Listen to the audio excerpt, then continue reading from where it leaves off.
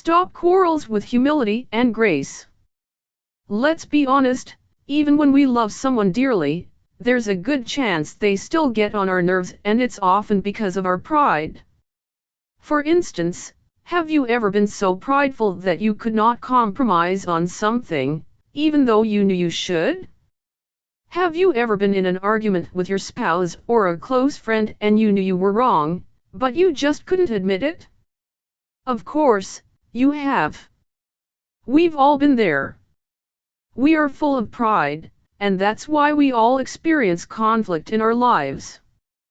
God is against the proud, but He gives His grace to the humble. So give yourselves completely to God, James 4 verse 6-7 NCV. God declares war on pride, ego, arrogance, and selfishness. Anytime pride rears its head in your life, you're opposing God. God doesn't look at pride and just say, "Oh, that's a little petty." He openly opposes people who are prideful. God declares war on the ego. You may have already noticed this, but God has a unique way of engineering circumstances that deflate your ego. It's dangerous to be in opposition to God. When you're on a collision course with the Creator of the universe, you are going to lose. If pride causes quarrels, then humility can prevent them.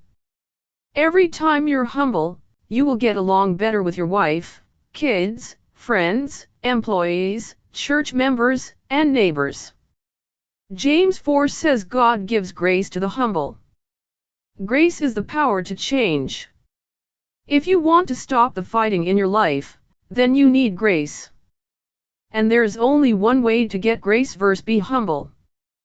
God resists the proud but gives grace to the humble. Humble yourself, and then give yourself completely to God. Giving yourself completely to God means you've surrendered everything to Him, including your pride. Humble yourself so that you can experience freedom from quarreling and conflict. Talk it over. Think of a recent conflict in your life where you wish you responded with more humility. How do you think it might have turned out differently? Think of a practical example of what it looks like to surrender yourself to God. God opposes the proud and gives grace to the humble. What does that tell you about His character?